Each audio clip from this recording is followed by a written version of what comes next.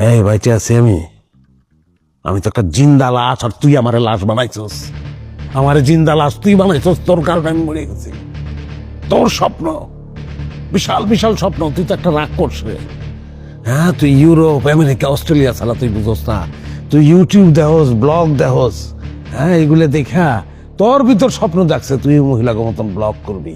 হ্যাঁ, দেখেন আমরা সোনার বাটিতে ভাত খাই, আমরা বরফের চাদরে ঘুমাই, বক্কর চক্কর আদর কত কি। তোর এই ব্লগ বানানোর লেগা আমার কানা রায় তুইছে, সব কিছু বিসর্জন দিয়ে আমার কানা রায় তুইছে।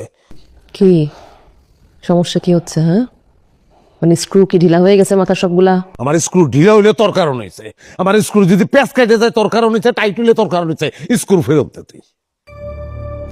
কেন ওই মিথ্যা কথা কইতেছি? আমি মিথ্যা বলতেছি? আমি হ্যাঁ, তোর কারণে হয় নাই। আমি আমার ফ্যাক্টরি বন্ধ করে দিয়া শ্রমিকদের 3 মাসের বেতন না দিয়ে সেই সব টাকা পয়সা নিয়ে আমি পলাইছি। কার কারণে? তোর কারণে, তোর জন্য, তোর সুখের জন্য, তোর স্বপ্ন পূরণের জন্য।